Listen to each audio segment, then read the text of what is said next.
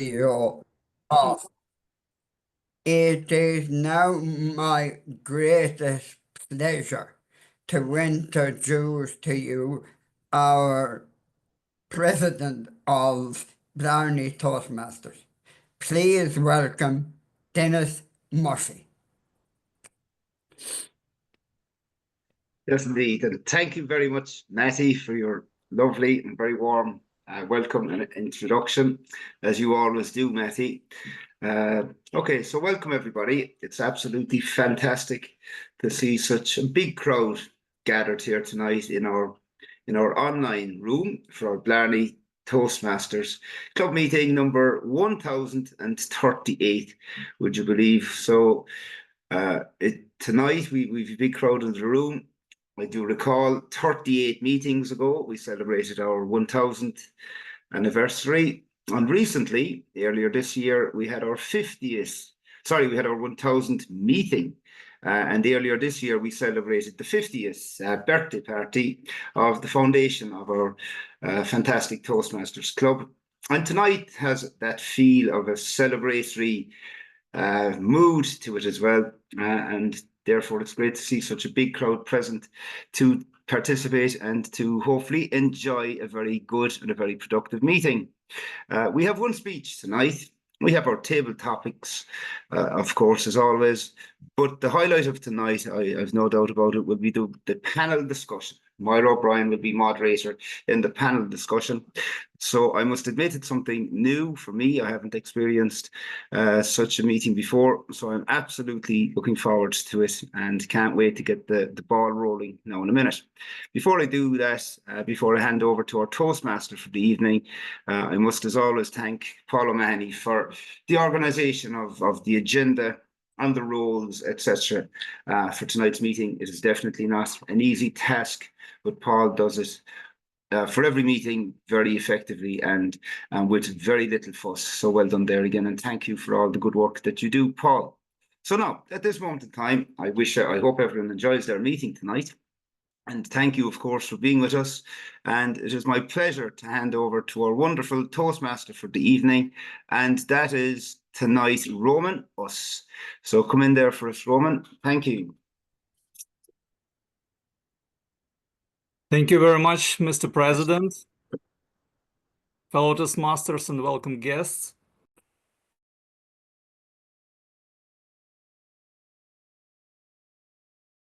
To introduce today's agenda. The theme of the meeting is standing up for yourself. That means advocating for your rights, needs, and beliefs in a firm and respectful manner, also known as assertiveness, and is about expressing your opinions and standing firm in your values, even in the face of opposition. But first, I'd like to invite our welcome guests to introduce themselves briefly. Just a few words about yourself, where you're from, and whether you are a Toastmasters club member or not. So please,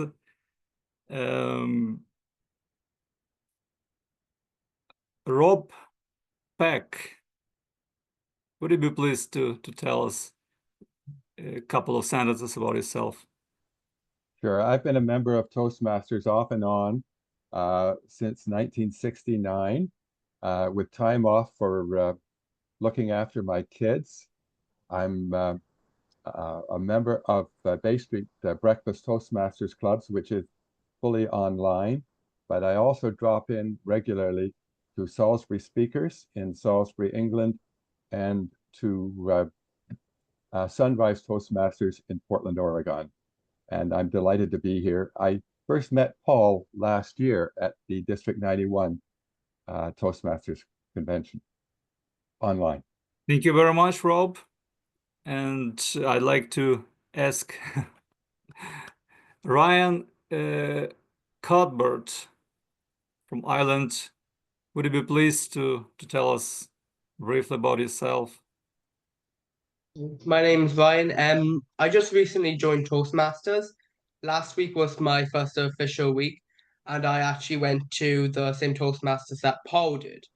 In it, he told me about this online meeting, and I thought it would be an amazing opportunity. So I asked Paul today if I was able to join, and he graciously allowed me to. So I'm really thankful for Paul. Thank you very much, Ryan. Thank you. Mr. Toastmaster, Mr. Toastmaster, just a small suggestion. I know our normal practice is to invite each of the guests to say something, but if we do that, I'm afraid it'll be about 20 minutes before we start the panel discussion. So perhaps we could postpone that to a mixture of during the break and maybe leave it to the president at the end to invite comments. Would that be agreeable to you, Mr. Toastmaster? Yes, of course. Thank you very much, Paul. This is very good opinion, I think, to make this change. So let's follow to our agenda. And as Mr. President of BLARNEY Toastmasters Club mentioned, we have two official parts of our meeting. In the first part, we have one prepared speech as discussion, and then we will have an impromptu speaking practice to give an opportunity all members and guests to speak table topics. And then we will have a short refreshment break for 5 minutes maximum. And after break, in the second part, we will have evaluation of speeches, reports of roll holders, and overall evaluation by the general evaluator. Our general evaluator today is Lynn Gilbert. Lynn will lead the second part of the meeting and lead the team of evaluators. Our timekeeper today is Violeta Saladiene. Please, Violeta, introduce briefly your role and how are you going to carry it out. So.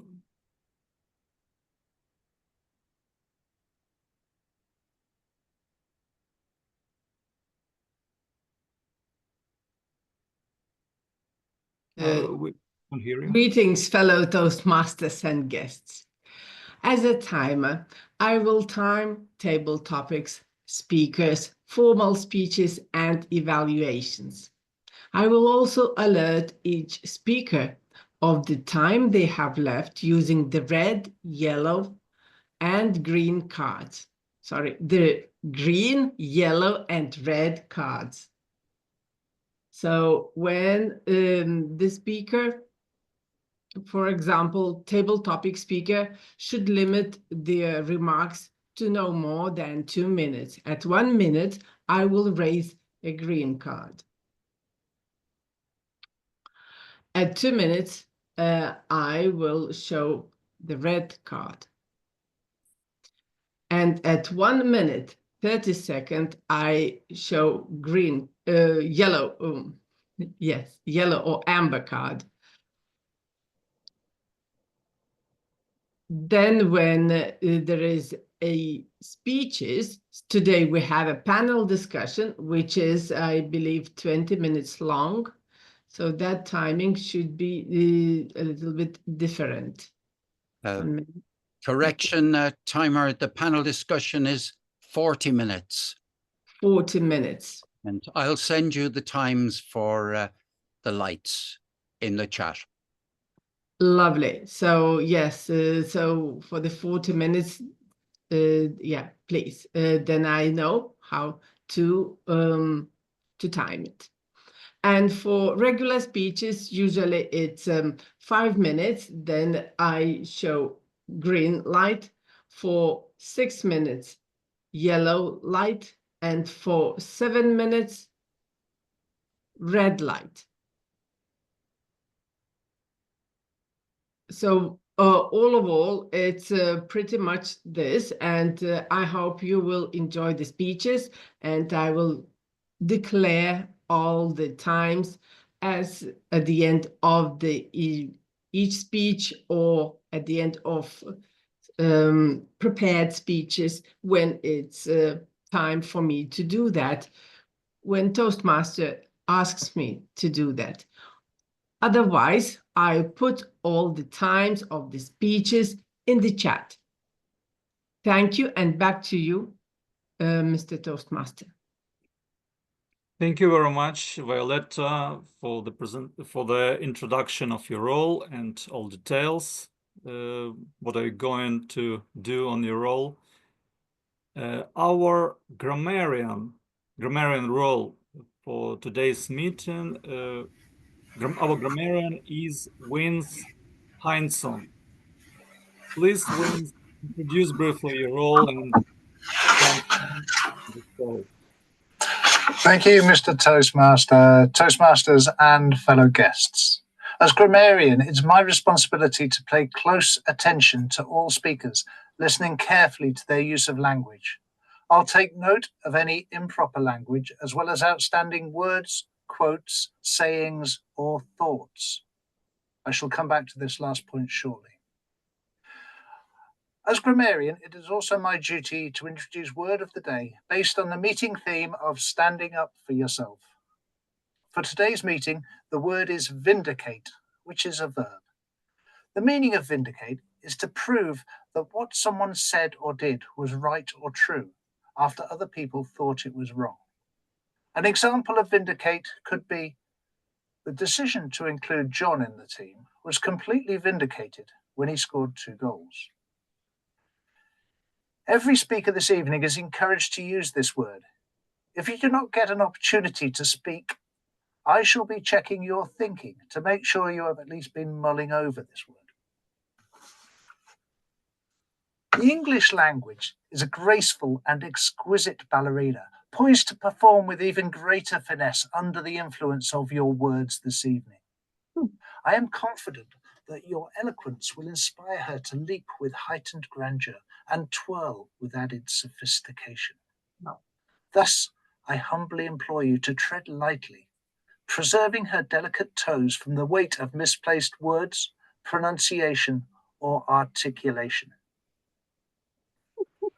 I will give the grammarian's role when called on later during the meeting and also report usage of word of the day. Thank you, Mr. Toastmaster. Thank you very much, Vince, for introduction of your role. And also we have a counter role for today's meeting. Our counter today is Tamara Evans. Please, Tamara, introduce briefly your role and how are you going to carry it out? We'll be trying to combine listening attentively so that I can get some takeaway from today's meeting. And at the same time, the other part of my brain will be counting this problematic instead of just silence.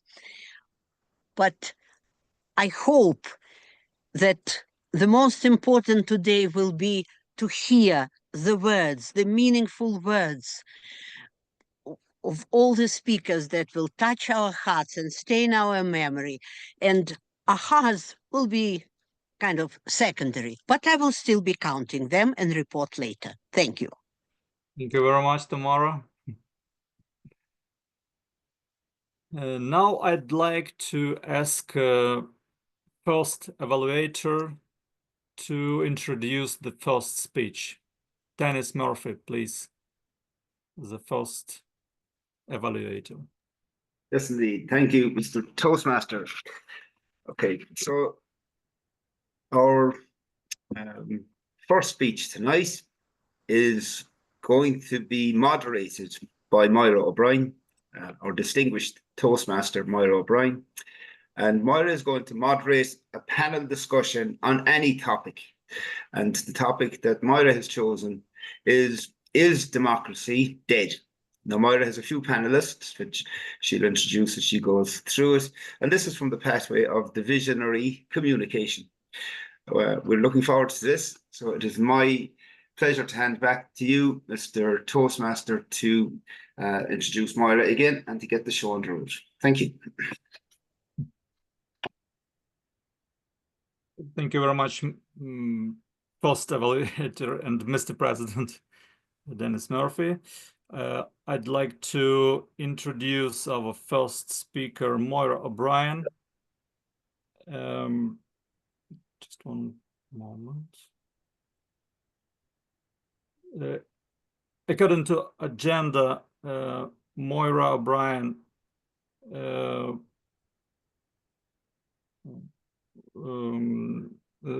Moira's speech entitled "Is Democracy Dead?" The panelists, it will be panel discussion. Panelists Alex McCarney, Vicky Trabosh, and Paul O'Mani. This speech prepared according to Visionary Communication Pathway, Part 5, moderate a panel discussion on any topic. Please welcome Moira O'Brien. Is democracy dead? Thank you very much, Mr. Toastmaster. Welcome, welcome all. I'm delighted to see so many people here tonight to listen to this very important discussion about democracy. Is democracy dead? Now, I hope that the discussion will vindicate my decision to choose this subject. Let me introduce the panelists tonight. In alphabetical order, our first one is Alex McCarney. Now, when Alex is not busy with his day job or assisting his executive team and fellow Toastmasters, he travels the world virtually, discovering Toastmasters from all over the world. He's been invited to present to clubs in Ireland, Australia, Antigua, and Pakistan. He's happily jumped into the deep end and thrilled to any speaking or leadership challenge presented to him. And he particularly loves the creativity and rigor of Beyond Words Advanced Toastmasters Club. Next on the scene is Mr. Paul O'Mani. Paul joined Toastmasters in 2015. After 30 years of working in the UK, he now lives in Cork. This year, he's Vice President of Education in BLARNEY Toastmasters. He's VP membership in Toastmasters for Golf and President of One Country, One World. Paul is a poet, a podcaster, a dog walker, a golfer, and, he says, a gin taster. Last but not least, Vicky Trabosh. As a lifelong American, Vicky Trabosh shares your confusion about the state of democracy in the United States. She's a successful executive coach with her own business. She's been described as a woman of substance. However, she's here today to offer her insights on what changes are necessary to create a better world. Okay, that's your panel for tonight. The subject of tonight's discussion is the question of whether democracy is dead. And whatever your political beliefs, I'm sure that you will all agree that democracy is definitely under threat in many ways. And I'm sure we'll be exploring some of these tonight. An organization called Varieties in Democracy has noted that 42% of the world's population now lives under autocratic rule, which is up from 33% a decade ago. I just thought I'd throw that in to pique your interest. Well, now we, as in your panel, live in the United States of America, in Canada, in Ireland, and I'm also a UK citizen as well as Irish, all of which are nominally democracies. But let's find out from our panelists what they think about their own countries. So let's start off with Alex. Tell me what you think of the state of democracy in Canada. Well, I believe that the state of democracy in Canada is quite vibrant. Is democracy dead is the question overall. And I don't know if democracy is dead, but like a cat, it has 9 lives, 8 of which probably have been extinguished, but I want to vindicate myself a little bit here. The Canadian democracy is it's actually a very recent democracy. Canada only truly became independent from England in 1982 with the Constitution Act. Yes, since the Statute of Westminster in 1931, since the Confederation in 1867, according to the British North America Act, yes, we've had democracy. And we've had actually a number of democracies. There are provinces which are democratic institutions. And there's the Federation, which is also a democratic institution. I believe it makes for a very robust and strong succession. For instance, until very recently, our Prime Minister was Prime Minister Justin Trudeau. And whoops, all of a sudden, because here's a nice Irish word for you, because all of the malarkey that has been wafting around the halls of Parliament and assemblies everywhere. This Canadian democracy has been able very quickly to take Prime Minister Justin Trudeau, the Right Honourable, who served with great distinction, to the Right Honourable McCarney, former Governor of the Bank of England, former Governor of the Bank of Canada, and now a bare-knuckle brawler in the institutions of debate.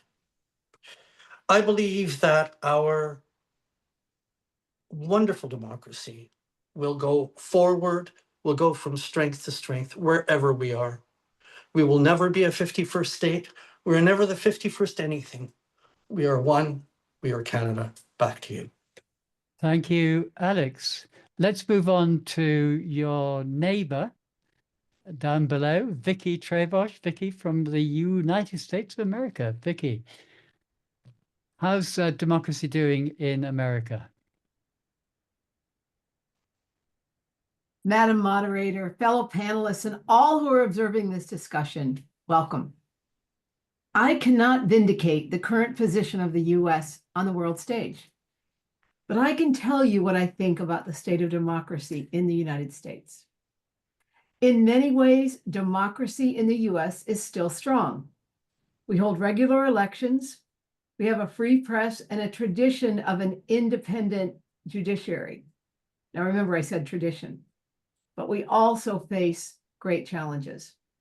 Our politics are deeply polarized. Trust in institutions is waning, and some Americans feel disconnected from the system that is supposed to represent them. Democracy here is functioning, but not flourishing.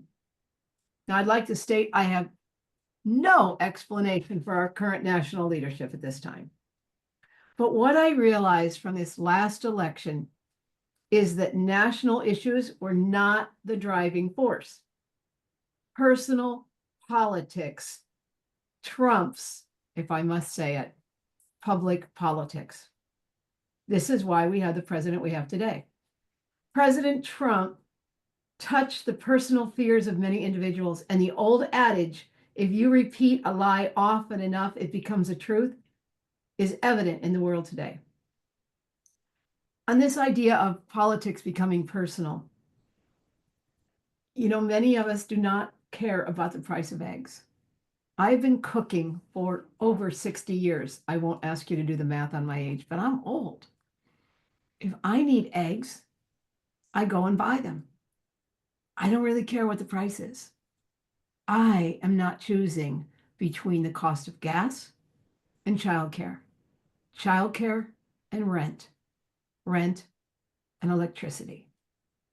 But in this country, where only about 50% of the people are invested in the stock market or 401ks, our savings scheme for retirement, 50% are struggling, at least struggling, because they have no money. They literally live paycheck to paycheck. And when you have a leader come on this world stage and say, You are losing. You need to listen to me. Trust me, I will make things better. People voted from their personal fears. So for me, it is a conundrum of what has happened. I am watching the news as you all are. And while I love Canada, let me just say, and I love the fact that Canada is standing up so powerfully to the voice that is our human horn right now of Trump. I want to tell you that good people make a difference. And we are all here today because we wonder, will our voice make a difference? And I would like to submit that yes, one voice can change the world. Back to you, Madam Moderator.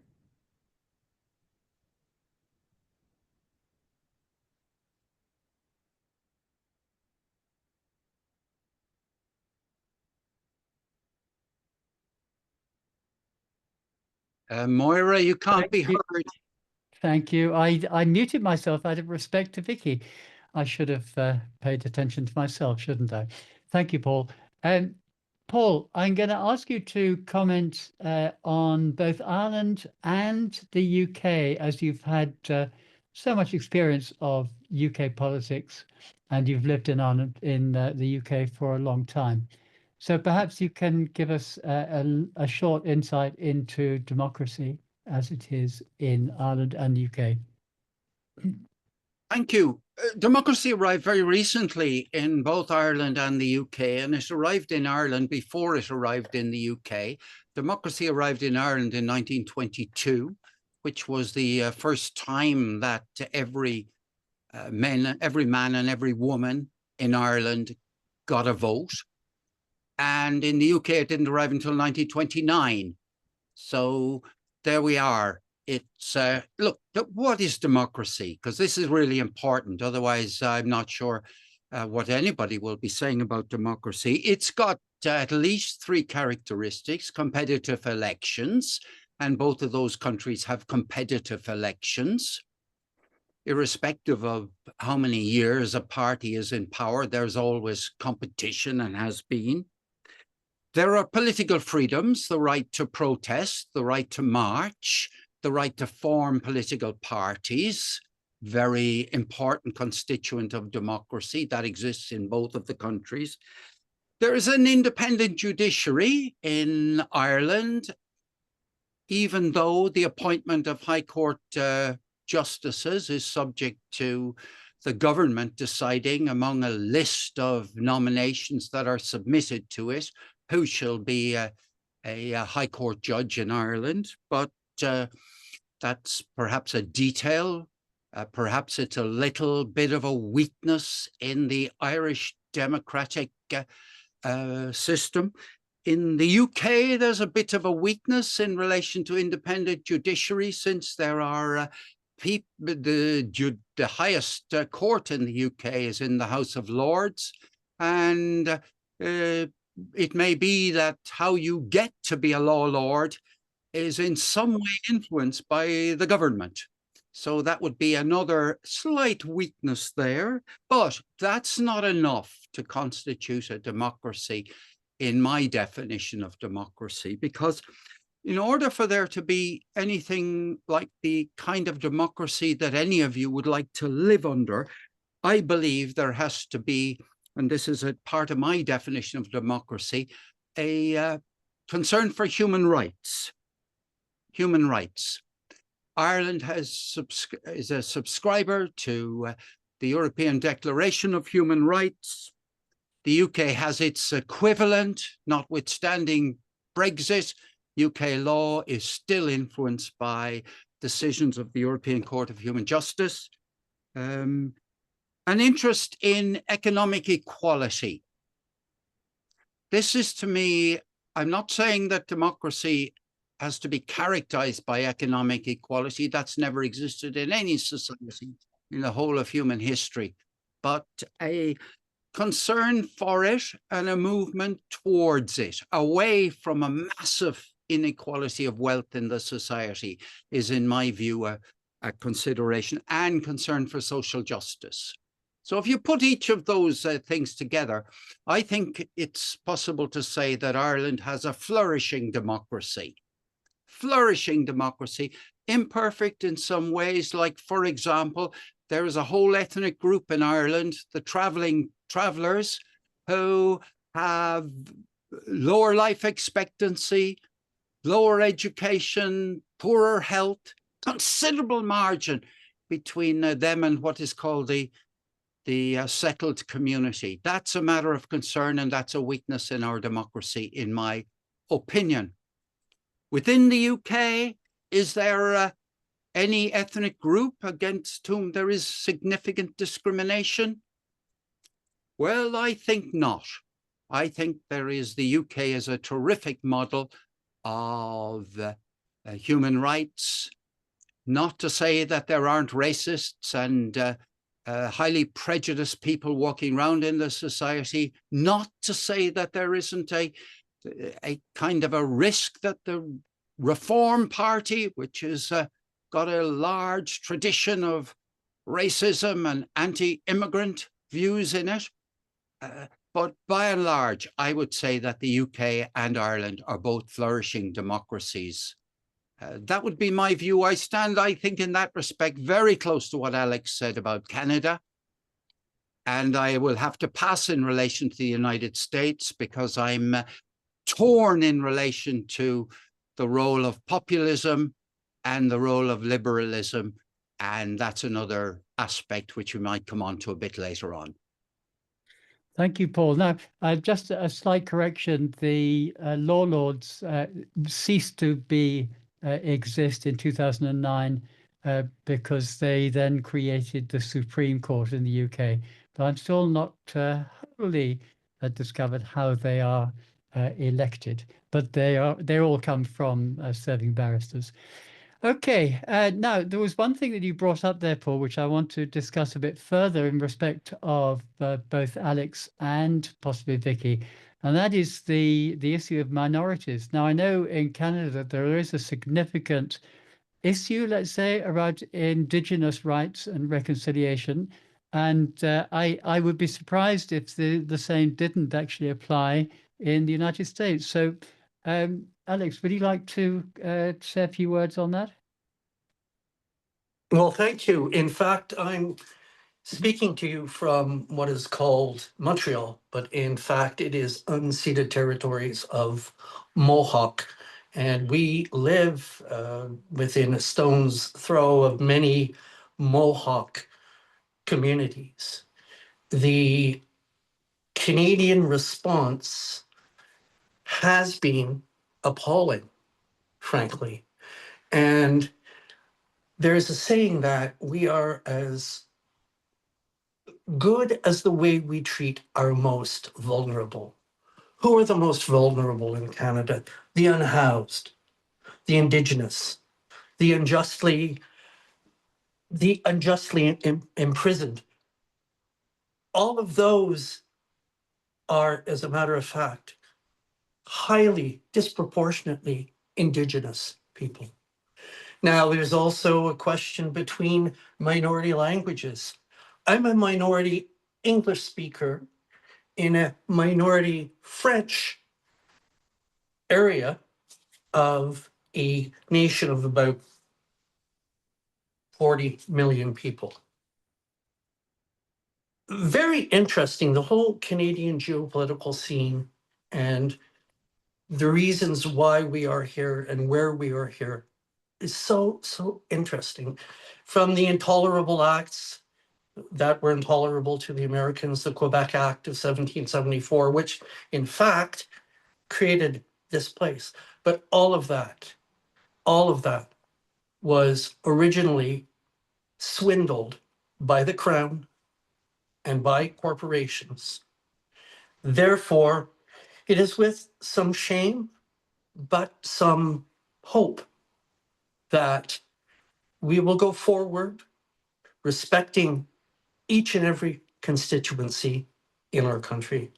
And I believe that we have many initiatives in that respect. And there's so much happening now. And I'm very delighted and proud of that aspect of our country. Thank you. Thank you, Alex. Vicky, I'm not quite sure how to help you with that. I do apologise for she who must not be named in coming in there. Vicky, is there such a major political issue in the United States with minority population? I would guess that immigrants or undocumented might be one of those populations. Thank you.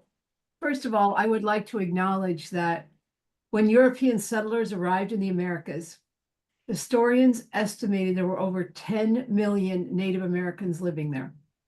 By 1900, the estimated population was under 300,000. It is arguably one of the largest genocides in the history of the world, and we go past it. I remember reading when President Trump got reelected, I was not pleased with the results of the election, but someone put on Facebook, the arbiter of all things, for 400 years, the Native Americans in the United States have been dealing with injustice. You're going to be okay. So to your question, yes, the indigenous population of this country is still under threat, has been treated terribly, and lives on the worst land in the worst ways, and is subject to many tropes and terrible titles that are not correct. This entire country was built on immigrants. And as someone who came from Germany, my family, I'm an immigrant. We are all immigrants. And yet something has changed in this country where there is the I am an American and you are an immigrant. And we need to go from ego to we go. I have many, many friends. I work in the country of Rwanda in East Africa. I know the diaspora in Rwanda who live here in Portland, Oregon, and they are afraid. They are US citizens and they are afraid. They're afraid to go out. This is insane. We also have friends from Colombia, a young family we've sort of taken in, and they are here legally and they are afraid. This country's attitude about different religions outside of Christianity and different colors of skin and nationalities other than the white American is appalling to those of us who see people as equals. Again, I have more questions than you probably all do about what's going on. But this is probably going to be my theme, is that when I hear hate speech, I speak up. Short story, I was in the airport one day going through TSA pre, which is our system that you can go through faster. It was closed. We all had to get in the regular line. So we had to take off our shoes, our belts, kind of get undressed. I'm like, okay, it's okay. The woman in front of me was not happy. She was evidently better than us and was very upset she couldn't go through TSA pre. So we went through, and she's standing on the other side waiting for her things to come through the metal detector. And there was a tall white kid and a young Black woman, very petite, who were TSA agents. And the young girl said something to the woman. And I was right behind her, and I heard her, and the woman said, "Stop mumbling." And I know that was about the way the woman spoke, not that she was mumbling. And it just came out of me. And I said, and I sounded like her mother, and she was my age, which was very funny. I go, "What did you just say to her?" And she startled, and she said, I couldn't hear her. I said, "That is not right. That is not true." And she gathered her stuff very quickly and kind of ran off. And the young girl said to me, because the TSA agents can't speak up, they can't say anything to passengers. She said, "It's okay."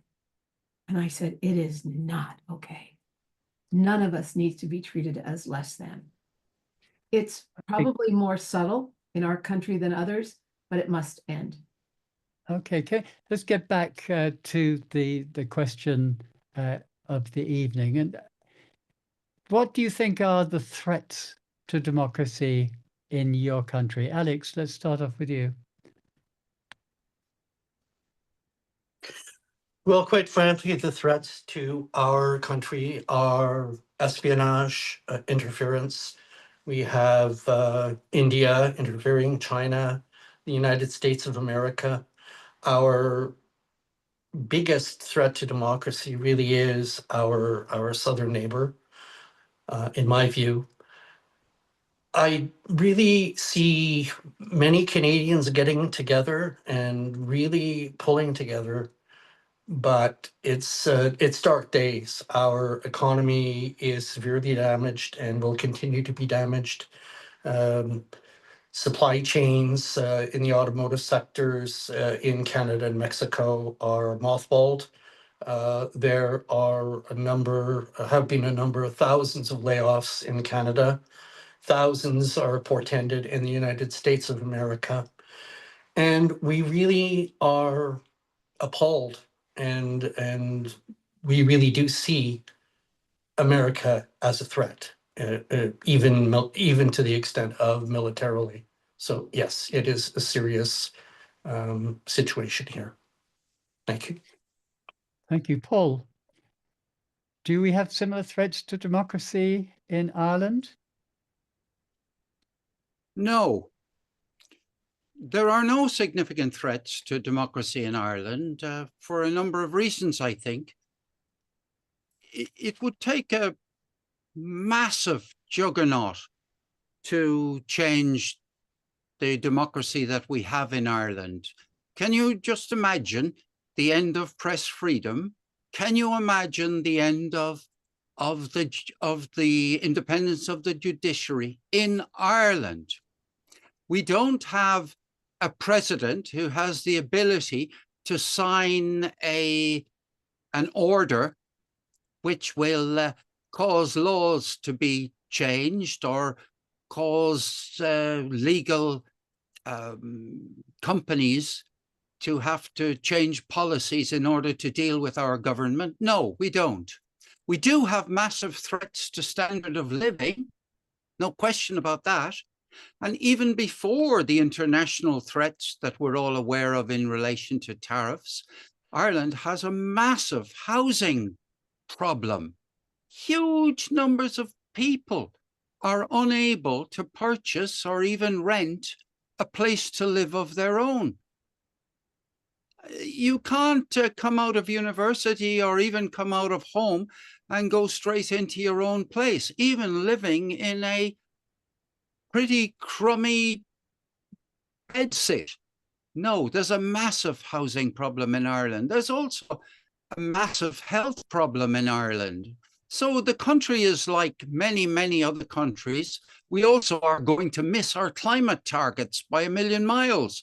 So we're going to have to pay huge amounts of money in fines. So that's not about democracy, though.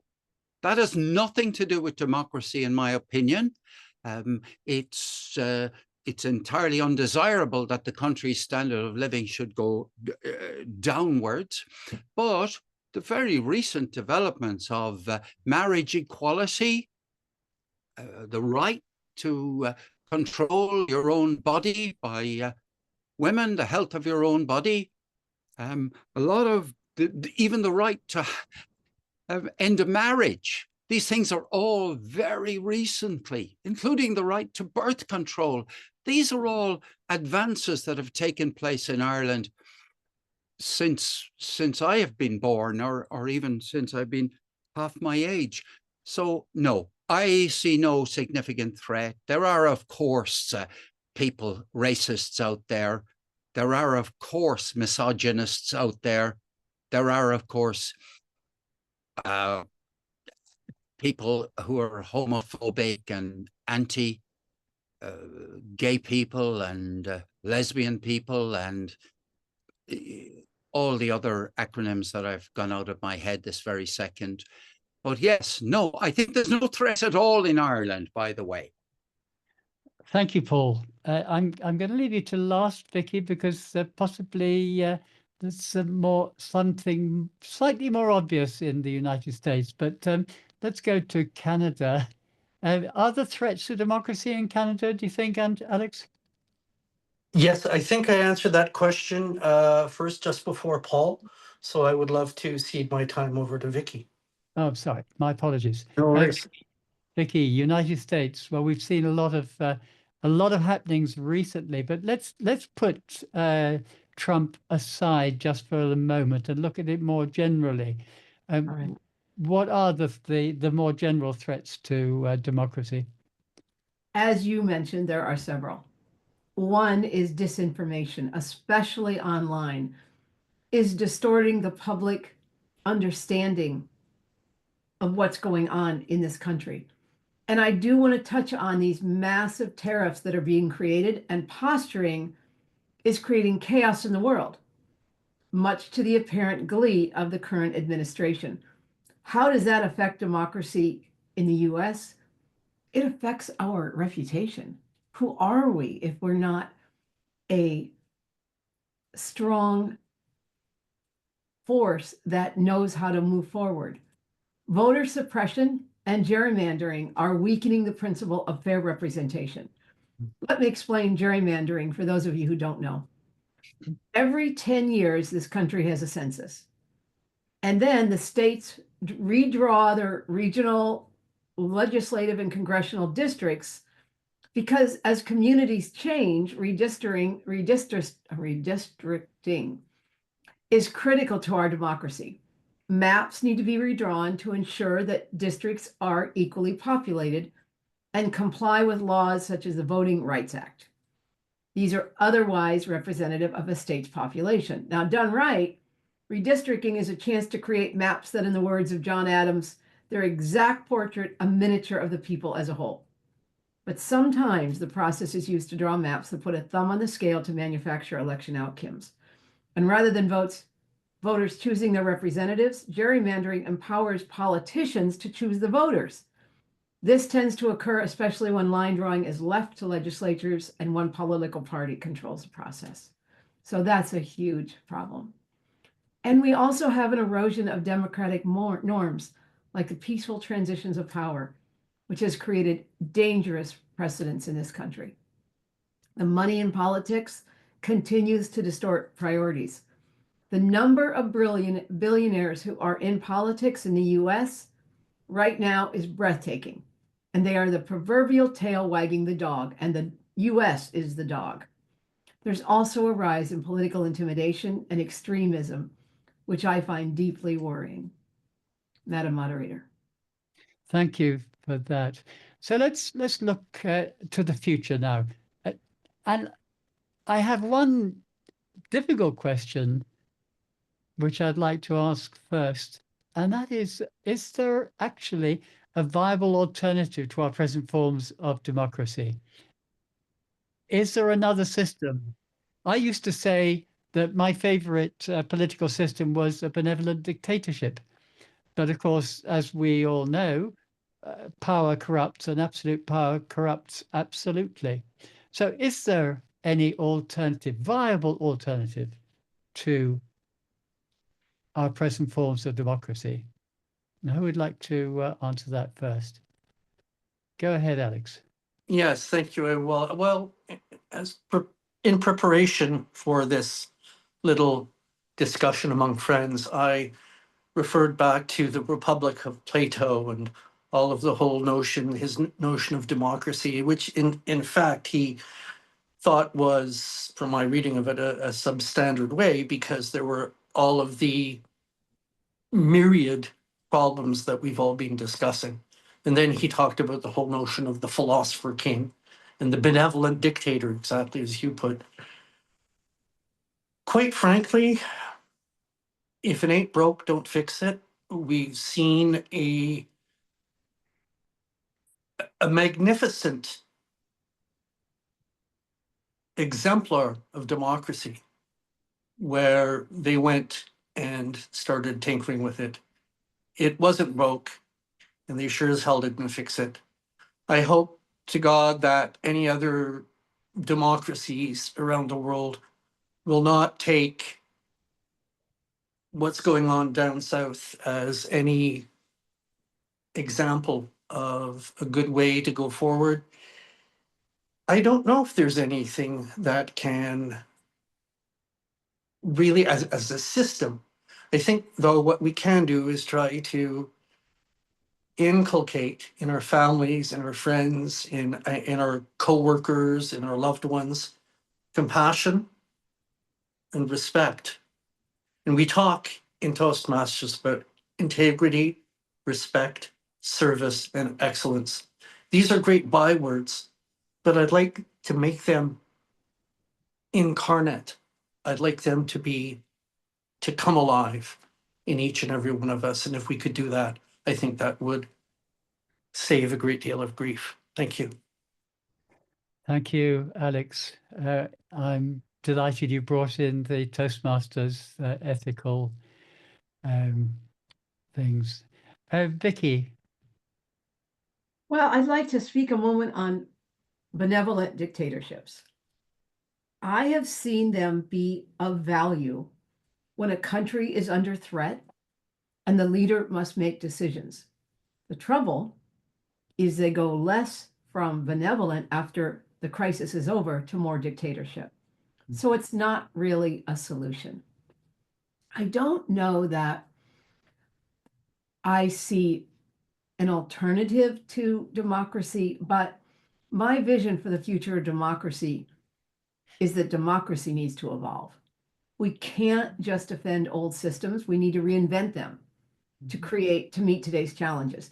And now that might mean integrating new forms of participation like citizen assemblies, making space for marginalized voices, and ensuring digital rights are protected. Democracy isn't a finished product. It's a living system that needs care and adaptation. So rather than replacements, I think there are enhancements that we need to explore. Deliberative democracy brings citizens into deep, thoughtful conversations about politics. It's a school of thought in political theory that claims that political decisions should be the product of fair and reasonable discussion and debate. Participatory budgeting allows communities to directly decide how public money is spent. It's a democratic process that allows community members to be empowered to identify, discuss, and prioritize public spending. And we also need to look at digital democracy tools that could help us reimagine representation. Digital democracy, also known as the internet democracy, is the adoption of technology in the governance process. It's the application of digital tools to enrich political interaction. And though we have alternatives and enhancements, we still must hold fast to the core values of freedom, accountability, participation, and equality. Thank you very much, Vicky. Violeta, how much time do we have left? And you're muted.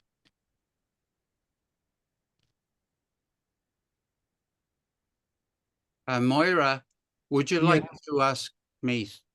Would you like to carry on as soon as the red light I goes just wanted to know how much time we have left, so that I want to give you as decent a run at this as possible. 3 minutes. 3 minutes. Okay, Paul, you have 2 minutes. Fire away, Paul. What's your vision for the future of democracy? All right. I think there are several alternatives to democracy, and they exist in the world today. China and Russia are two examples that are not democratic and that seem to be viable regimes. What are the chances of Ireland or either of the other countries turning into similar models? Personally, I doubt it myself. Now, there is a difference between being dead permanently and being temporarily dead. I mean, Lazarus was temporarily dead, but he rose from the dead. There are a number of examples of democracy rising from the dead. After all, Germany was had many of the qualities of a democracy, and it was snuffed out by the Nazis. Snuffed out. That was the end of democracy in Germany, but it is back again. So it didn't die permanently. Chile is another example. The United States played a major role in ending the Chilean democratic revolution. So what is viable, on the other hand? I mean, it's easy enough from a complacent position for me to say, no, everything's fine, everything's fine. But as I think it was Vicky said at the beginning, or perhaps it was yourself actually who said at the beginning, many, many countries in the world do not have what we have been talking about. In other words, democracy, do not have a commitment to free press. India, a huge, biggest amount of voting in the world, has some of the trappings of democracy. But what is going on in India today is hardly compatible with notions of having a free press, having political parties and a sense of human rights and social justice, hardly at all. So I think democracy in many parts of the world is barely alive. In other parts, it's on life support. And we do need to be continuously vigilant. Vigilance is so important. If we are not vigilant, democracy won't be viable. It appears to be viable. I don't know a country which I think is about to lose total democracy, with the exception of Hungary. It is arguable that Hungary is no longer a democracy because the judiciary are no longer independent of the government, and many of the policies of that country are a result of autocracy. So in answer to your question, do I see anything viable in the future? I see other forms that seem to be terribly strong. Hopefully, we will do what Vicky wants to do, and what Alex says already exists to a certain extent, which is to make democracy better. Give us a bit more Guinness and a bit more of a drop of the hard stuff. And we may very, very soon need to ensure that there is a lot more of the hard stuff going around in some places. Back to you, moderator. You have to unmute, Moira. Oh, dear. Oh, dear. Paul, thank you, Paul. We now have to wind up because our time is up. So I will just give a very brief summary. I think the state of democracy in our present countries is under threat, but by no means on life support yet. But there are signs around the world that democracy is being challenged, let's say. But I think, personally, I think democracy is strong enough to withstand, certainly in Western countries. I do worry about the influence of social media and the huge polarization that we are seeing, and the gap between left and right, but also the huge gap between the very, very rich and the rest of us.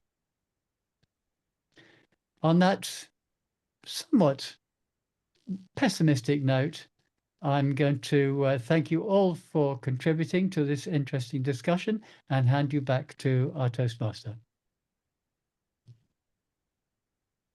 Thank you very much, Moira, for your speech, for this wonderful panel discussion. And to all panelists, Alex, Vicky, and Paul. Now let's have a minute for you all to send your comments and recommendations to the speaker via chat. Please, Timekeeper, give us 1 minute.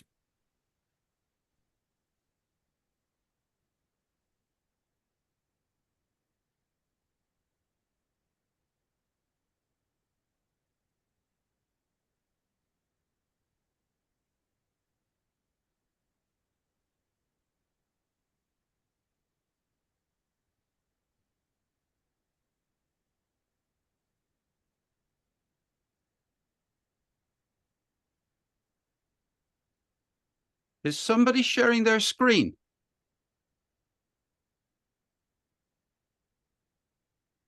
No. Okay. Yes, they were, Paul, but no longer. I thought we had been Zoom bombed.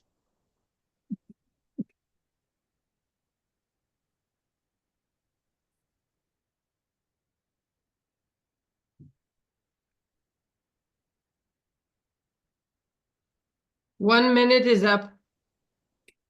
Thank you very much, Madam Timekeeper. Now it's time for impromptu speaking practice, table topics.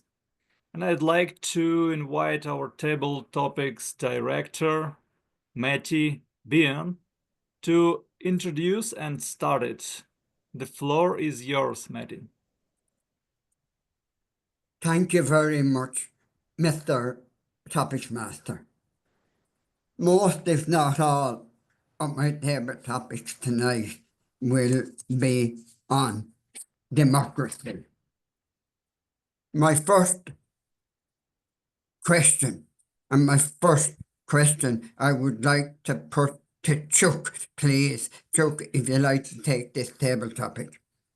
I would ask you, which is the most difficult to achieve? Creating a democracy or holding on to a democracy? Chuck. Ooh, thank you so much for that table topics question. And I hope I don't have to vindicate my comments by making something that I shouldn't be saying. Creating a democracy, I don't feel is that hard, but maintaining that democracy is something that you have to nurture and you have to stay on top of, because it can go by the wayside so easily. And creating it, you draw up that document. Yes, there was a lot of discussion when the United States was formed and they had, the Declaration of Independence and the Bill of Rights and all that. But I still feel that each and every day, this democracy is challenged. And it's challenged sometimes for good reasons. And it's also challenged for bad reasons and reasons that, right now that it's under siege. And it seems kind of hopeless at times that we don't have a voice, those that are challenging it and questioning it, because it just seems like everybody's just turning over, and flipping over in their grave in Washington, D.C. and not really caring what's going on. And even the courts are under the control of somewhat under the control of the executive branch, which they shouldn't be, because there are three separate branches of government. So I really feel that it's the maintaining of it and the nurturing of it after it gets started. That's probably the most important thing to me about a democracy. And instead of setting it up, it was easy, but maintaining it, not so much. Thank you so much for the question. Thank you very much for that answer, Chuck. May I just say to the Violeta, the timer, in order to get as many topics in as possible, could I say that we are having just a 1 minute answer, not 2 minutes. So just a 1 minute answer, please. Okay, yes. This is a question to Larry Lyons.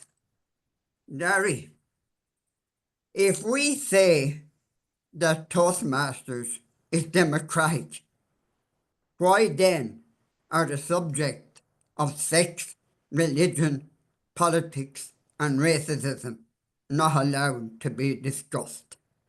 Larry. Thank you, Mr. Toastmaster.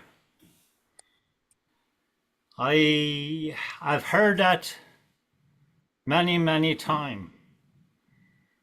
And when I joined Toastmasters way back in 2007, it was one thing that was told to me.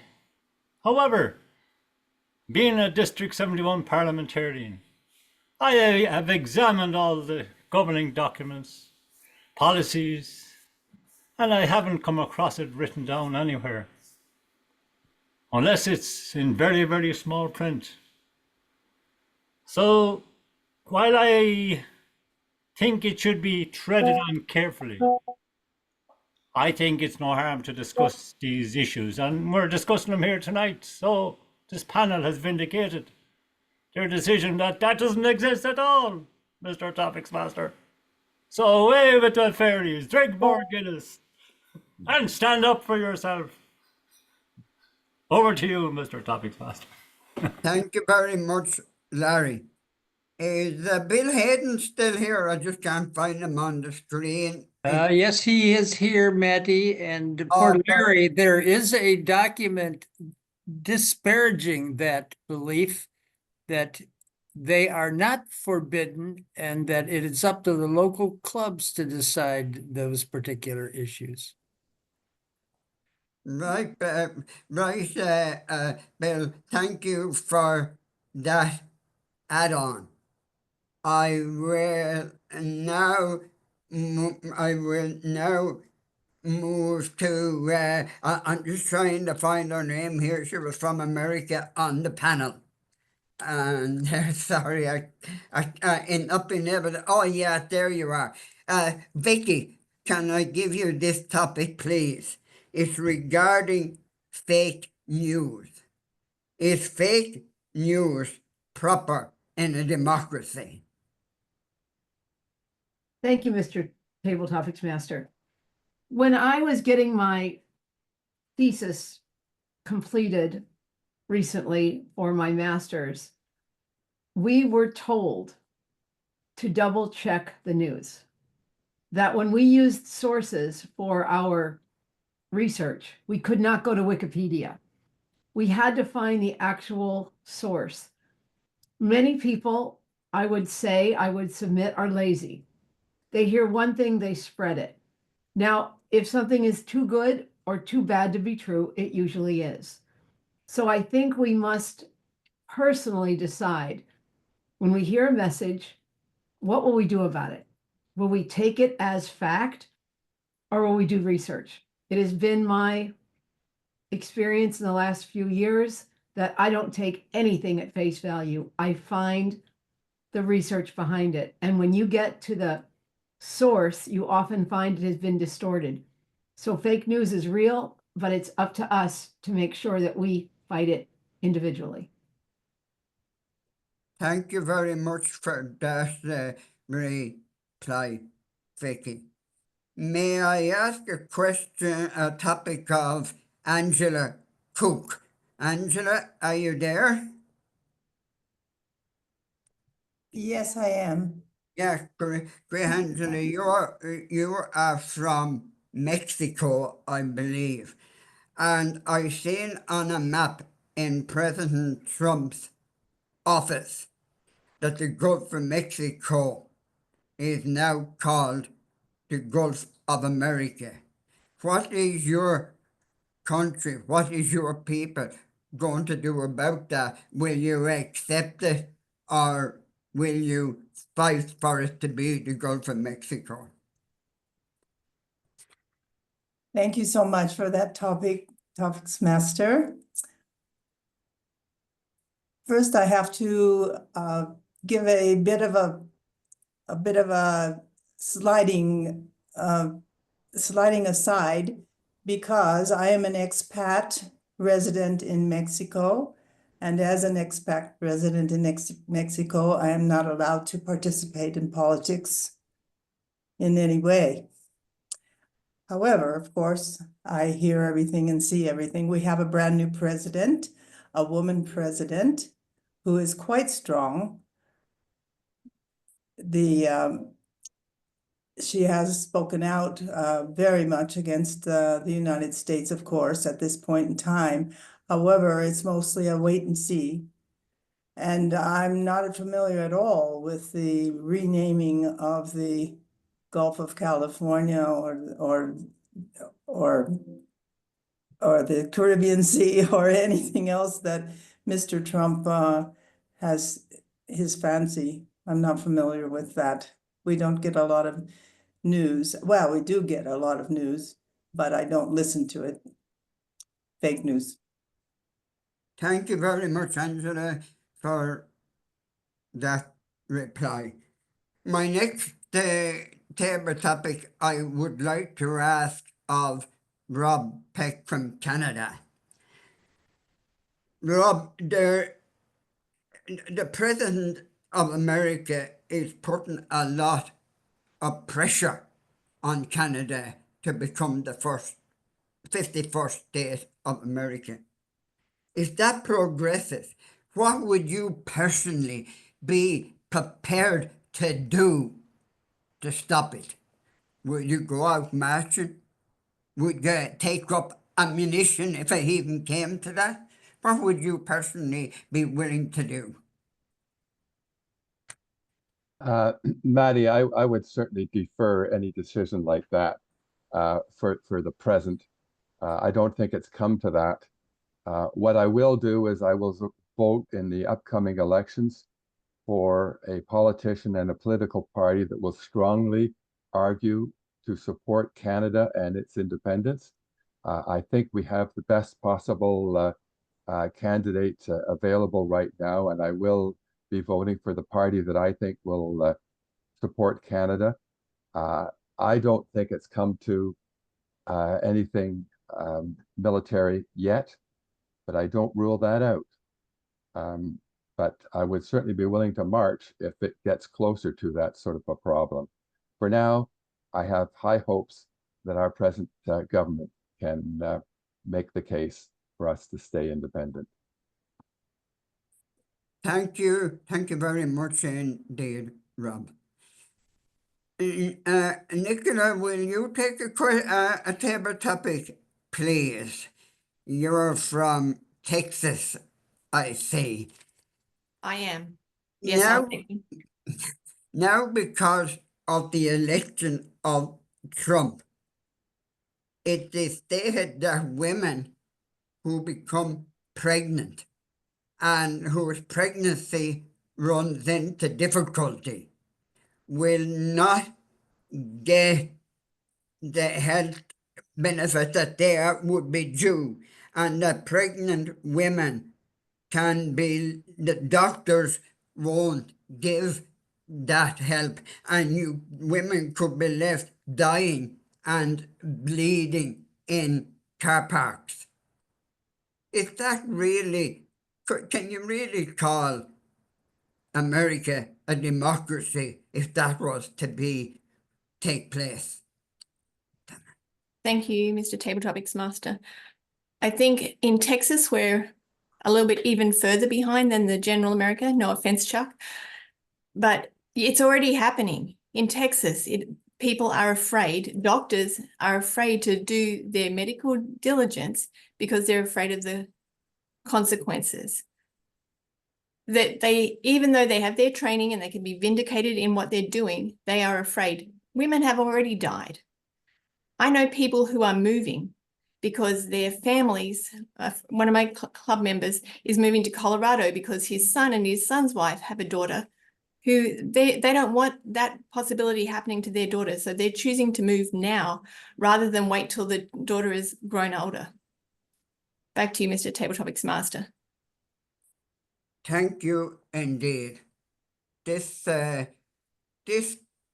question really is open to anybody, but it doesn't really happen here in Ireland or in England. It is America thing, especially with the present president. What is this, the opposition, if I may call it that, the Democrats?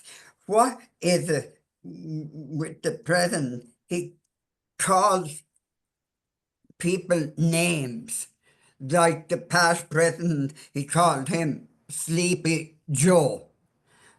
What type of manner is this, and what good or benefit does it do to a democracy to be like that? If there's anyone here now I haven't mentioned from the States, by all means answer that, but it's open to anybody. What is the reason for calling people names like Joe Biden is called Sleepy Joe? What benefit is this to a democracy? Lynn Gilbert would like to take that. Right, by all means, Lynn, you take that. You know, I feel so strongly about this. When you ask, is there a benefit? Of course there isn't a benefit. The tragedy is that we have accepted this, and we have watched a man who has been in power for 4 years, and then he now again is in power. The problem is how has our society reintroduced this man who has done something that is truly amoral? When he spoke about one of the journalists who was handicapped and made fun of him, I mean, that is shocking. The problem is, no, it's not a benefit. And what are we going to do about it as society that has accepted and introduced this man into leadership? That's the problem. Right.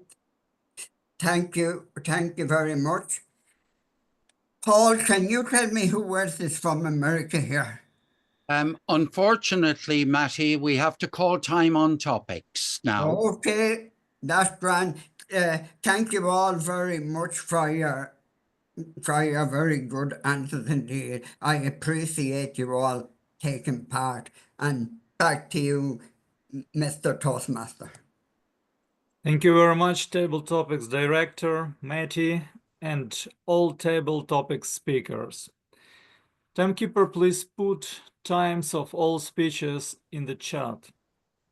Yes, and I can announce and also put into the chat.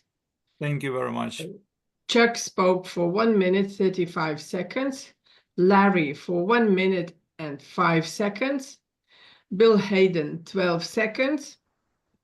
Vicky 1 minute 8 seconds. Angela 1 minute 20 seconds. Rob Beck 1 minute. Nicole 1 minute. Lynn 1 minute. Thank you very much, Madam Timekeeper. Suddenly we have second prepared speaker. And I'd like to ask second evaluator, Charles Roy Mencke, to introduce the second speech, please. Thank you so much, Mr. Toastmaster. Bill Hayden is going to be speaking from the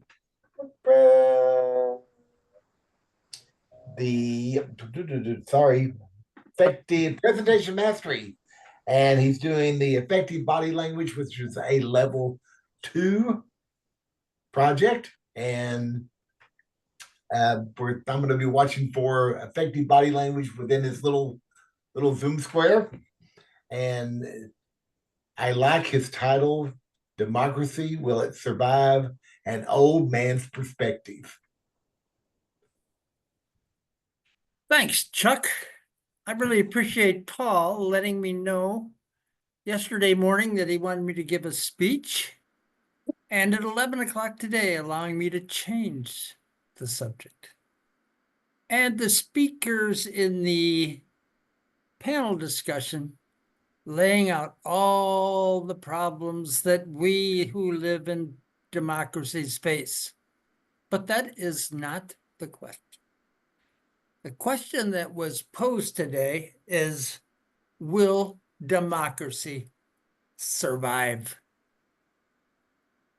And I have a line of arguments based on a short contemplation period that will lead from genetics, instinct, and history to a big hell yes, it'll survive.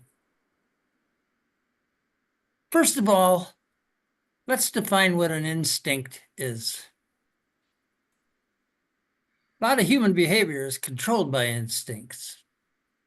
3 examples that I will give you. One is the instinct of humor, which has been codified through comedy that we can cause people to laugh. And if you look at the people all over the world, they smile.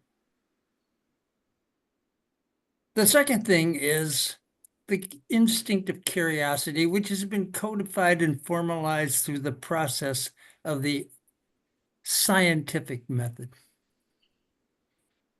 And the third I submit is the instinct that humans have for autonomy, self-regulation, and getting together to govern and manage themselves and their groups that they exist in.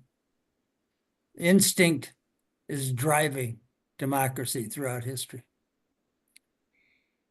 The second justification about why and if democracy will survive is history. A democracy or forms of it that is by the people, of the people, and for the people, as it existed for thousands of years.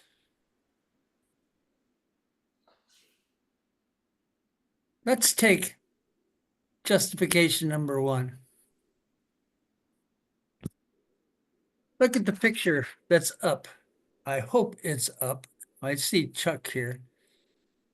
This is Abraham Lincoln talking at the Gettysburg Address, part of 15,000 people on that battlefield that he was speaking several months after, laid bodies that have not been able to be buried because 51,000 young Americans died on that day. In the defense of an important principle. Let's take the world wars, where in one day in the Battle of the Bulge, 100,000 Americans and Allied troops died in a few days over Christmas 1944. Let's take the present Ukrainian conflict, where between 50 and 80,000 Ukrainian soldiers and citizens have died in the defense of their democracy. And let's take a look at January 6th, a few years back, where the Capitol building was assaulted by the masses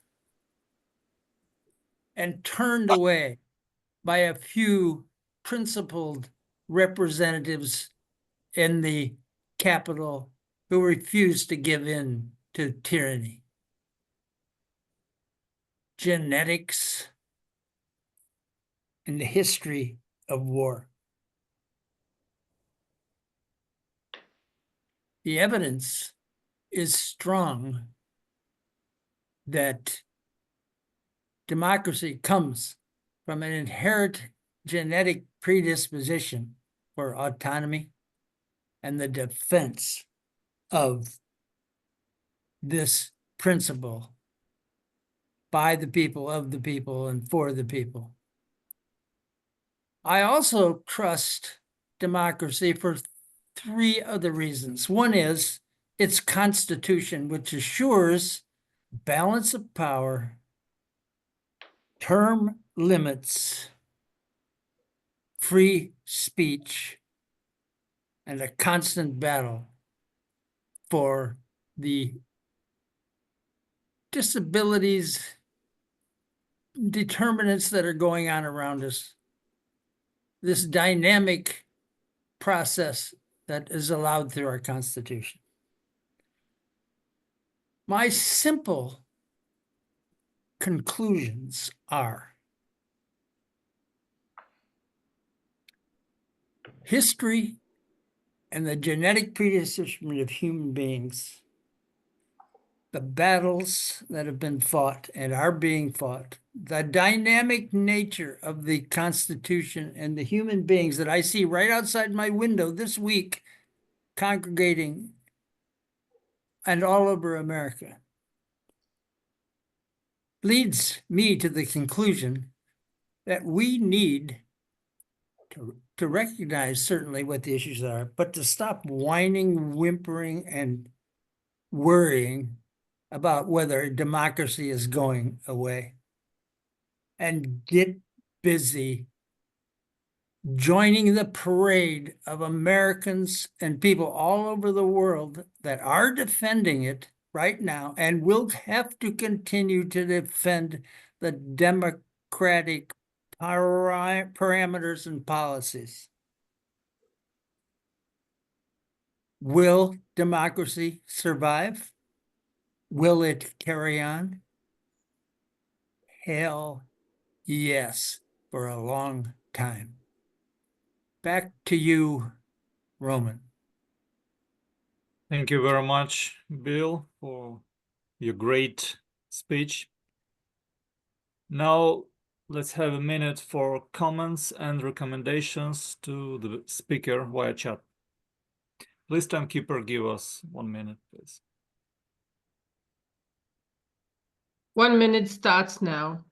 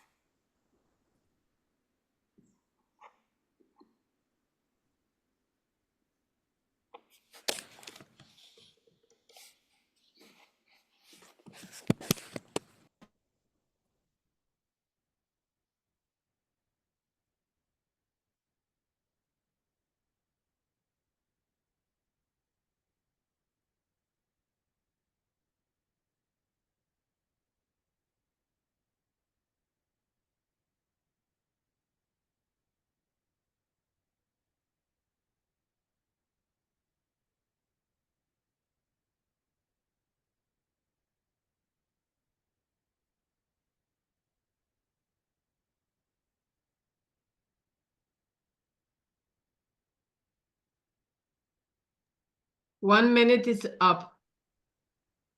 Thank you very much, Madam Timekeeper. We will now have a short break for refreshment, 5 minutes maximum, after which the second part of the meeting will begin.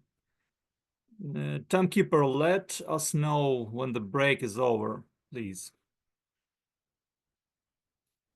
Certainly.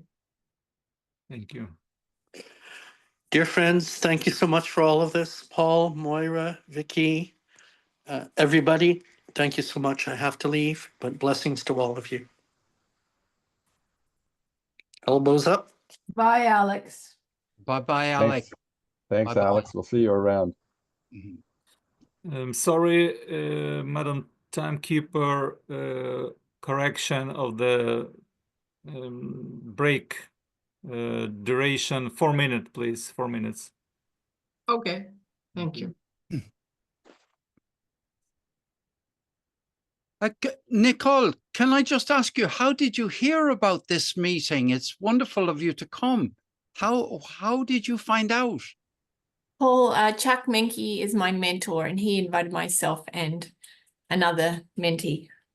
And I just managed to wangle it in and turn off my work camera so I couldn't see what I was doing. Oh, that's great. You know, there is this effort by Toastmasters International to get all members to invite a new member to a club during the year. So, Chuck, you've achieved that. Thank you. It's lovely. Robert Neal, my great friend in Nova Scotia in Canada. How are you today? Oh, You doing? we're doing very well, Juliet. As you know, Paul, Juliet and I are walking the hills of Shropshire this month. So I'm actually coming to you from Bishop's Castle in Shropshire this evening. Oh, you know, I completely forgot. I forgot. Have you read Shropshire Lad? I have read it. I downloaded the book on Apple Books before we came down. I intended to read it on Lemur once a day, one a poem, but I left my iPad at home where it's loaded and I can't. And I need my iPad in order to do it. So I'll have to wait till I get back to Nova Scotia. If anyone's wondering, that's a long poem by A. Houseman. Yes. One of the, I think one of the great English poems. And yeah, great. How are you doing, Val? How's life in your part of the world? Life's fine in my part of the world. Thank you for inviting me tonight, Paul. I might be at Shilling tomorrow, though. I know I'm chucked off the WhatsApp group now, but it's looking quite interesting. I'm not doing anything else tomorrow night, so I might get there. Great stuff. Great stuff. Let me ask Timothy. Timothy, Yeah. you're a great speaker. Any thoughts you'd like to share in the break? Oh, I'm a little less sanguine than you are about the future of democracy in Ireland, partly because you said climate change is a separate issue, and it's not, of course, because as fertile farmland in more hot climates starts drying up, there'll be more and more refugees. And refugees put pressure on the system, and there definitely are undercurrents of racism in Ireland. You see accommodation hallmarked for refugees being targeted by arsonists. Like that, there's definitely problems here. We aren't free of it. But I do think we have better safeguards than most countries. Partly we have the STV voting system, which most countries don't have, and that keeps extremists out most of the time. Our president has almost no power. They're a figurehead, so you don't get the cult of personality around the president, though you would in some places. France, maybe. I think we have time's up. So, sorry. We have safeguards. Thank you very much, Madam Timekeeper. Welcome back, everyone. Time to begin the second part of our meeting, and I'd like to invite Madam General Evaluator Lynn Gilbert to lead this part. The floor is yours, Lynn.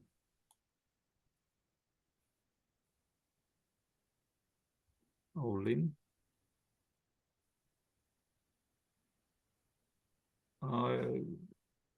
I think we are waiting for Lynn. Paul, you are muted, Paul. Yeah.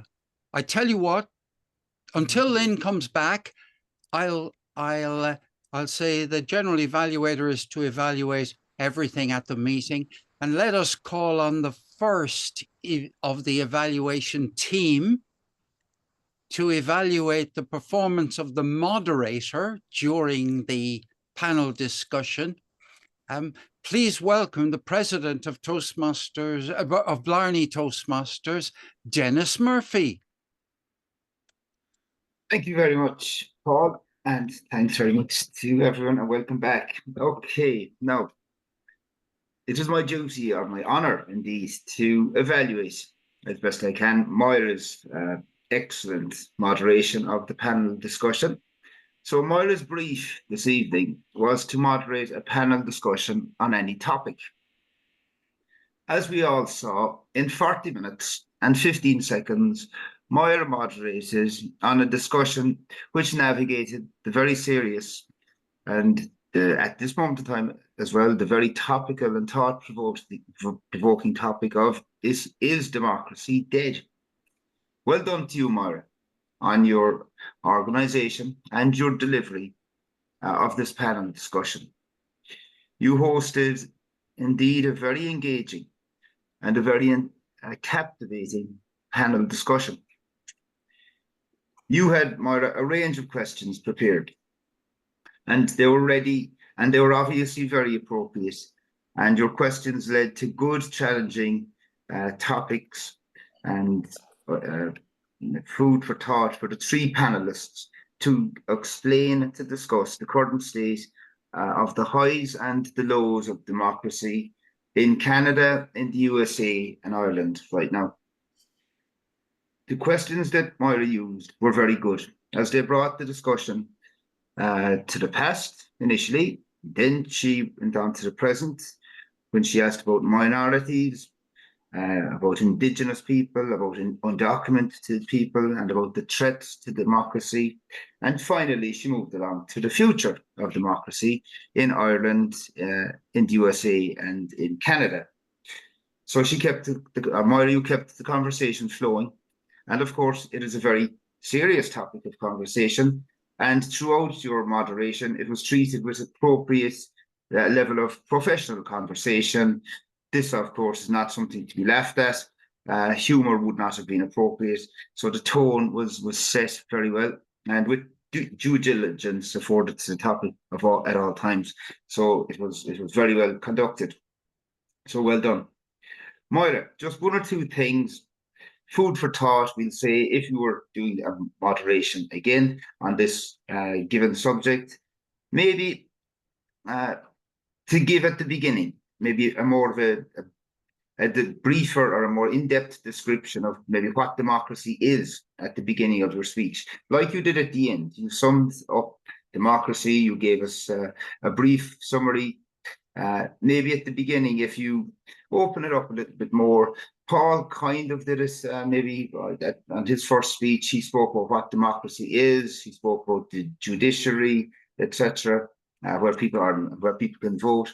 Maybe if you give that, it would set the tone maybe a little bit better. Moira, and I know you did give one or two facts. You said that 42% of the world's population now live under autocratic rule, etc. But maybe if you extended your opening, it might have set the tone a little bit better.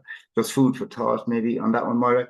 And also, if throughout the speech I felt there was an imbalance of speaking time between some of the panelists. So maybe if you give each question a maximum time of, for example, 2 or 3 minutes, that would kind of keep the speaking time afforded to each of your 3 guests more appropriate. That's just something maybe which might be looked at for future reference, Moira. So in conclusion, this was indeed a very effective panel discussion. Moira led it very effectively. Also, of course, I must acknowledge that she was very ably assisted by her 3 wonderful panelists, Alex, Vicky, and Paul. So they were very well able, very knowledgeable panelists who had obviously their homework done and were very up to date on the chosen topic of democracy. So well done, Moira. It was indeed a job very well done, very interesting topic, and hats off to you and your 3 panelists. Thank you, Madam General Evaluator.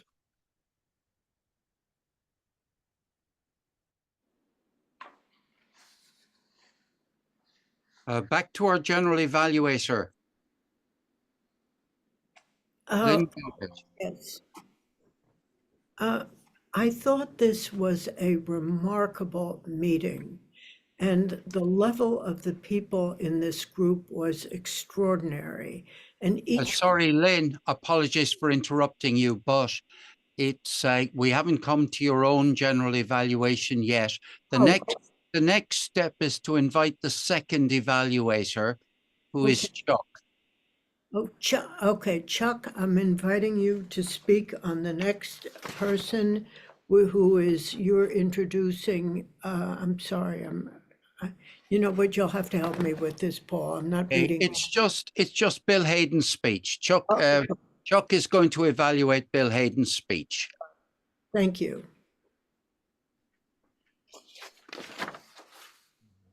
Chuck, would you evaluate Bill Hayden's speech, please? Paul said it very well. Thank you so much. I would be privileged to evaluate my friend's speech. Democracy, will it survive? An old man's perspective.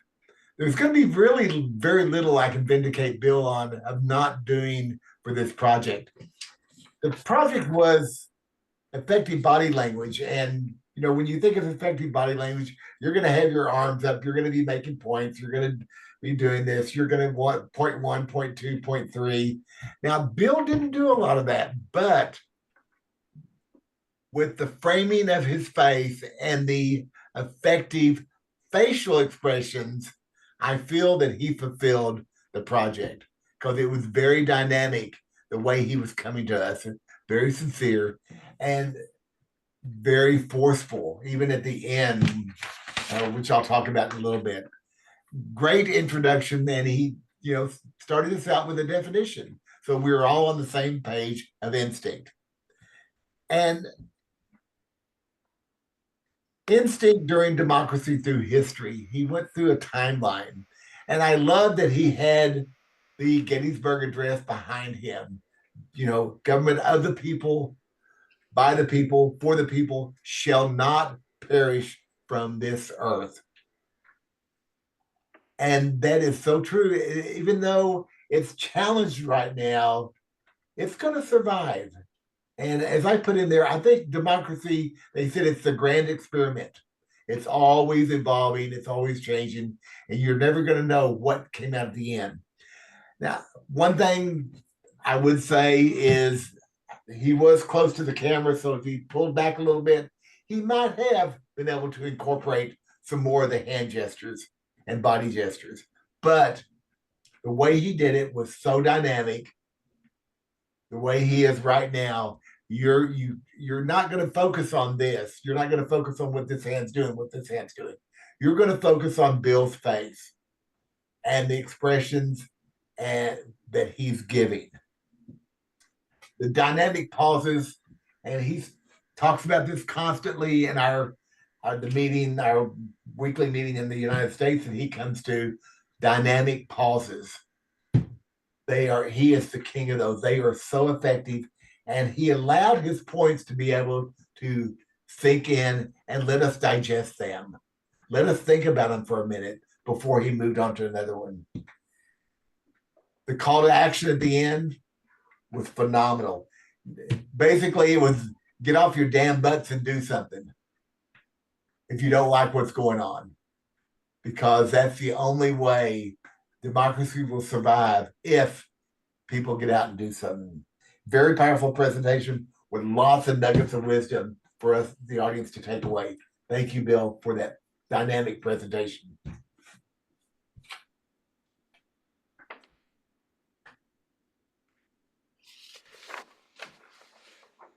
Back to you, General Evaluator. Okay, the next person is that's speaking is the third person is Matty. Matty voting for humorous. The thing about Matty's. I'm sorry. Lynn, Yeah. the next person is the next evaluator, who is the grammarian, please. Oh, okay. The next one is a grammarian who is Vince Hindson, who did a remarkable job and whose language is beautiful, and his pacing was elegant, and his emphasis was extraordinary. Lynn, your role is to call Vince to give his report. Sorry, Vince, I hope you give your report. My apologies. Thank you, Madam General Evaluator. The ballerina danced the performance of a lifetime tonight. It was spectacular listening to everybody's contributions this evening, and it was absorbing the way everybody put so much heart and soul into how they spoke. On the question of word of the day, I was a bit disappointed that we only had 6 people who I noted made it. That was Moira, Alex, Vicky, Chuck, Larry, and Nicole. If I've missed you out, I do apologize. But again, thank you for weaving in quite a tough word. Seeing the ballerina after her performance, I did notice some small boot marks on her delicate shoes, along with some small bruises on her shins. I'll leave the ums and the ahs for the counter. But some points about clear enunciation. When we're talking about things are going to be okay, they're going to be okay. They're not gonna be okay. It's not G-U-N-N-A. And also, when we talk about meetings, that word has a G at the end of it.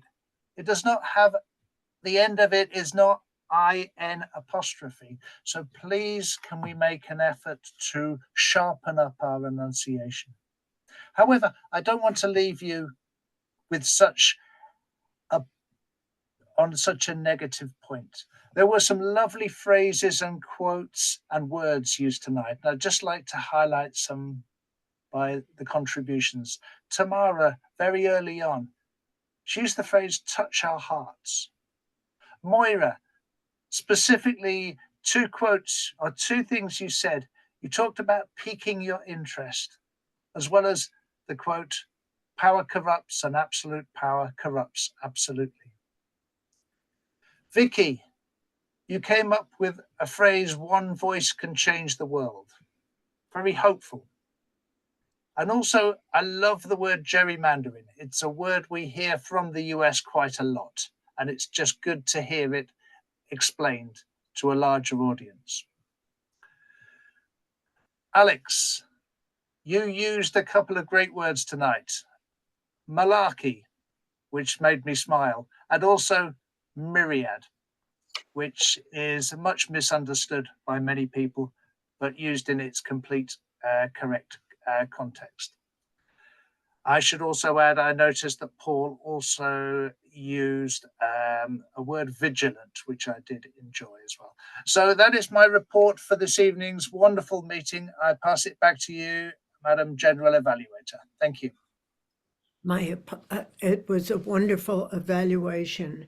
Now, the next person on the list is and I'm sorry because the next person is Matty. The result. Lynn, the next person is Tamara Evans, the R counter. Okay, the R counter. Paul, you better do it because I'm not. Okay. Okay. Tamara's next. Yeah. Okay, you're next. I won't take long because I think that counting these little slips would be more appropriate when the group is smaller and people focus more on delivery. Today was an unusual topic. It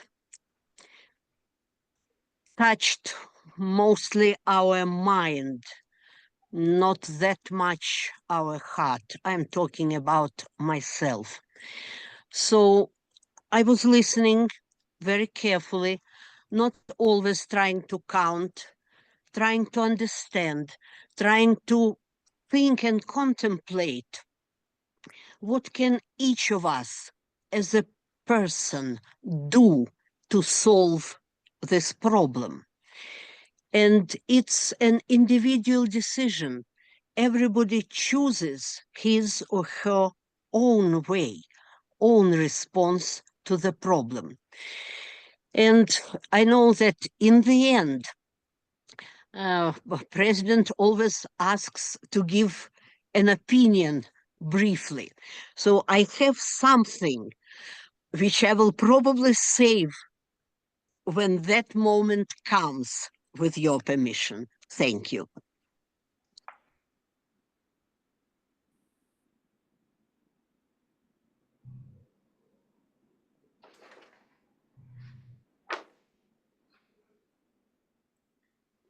General Evaluator.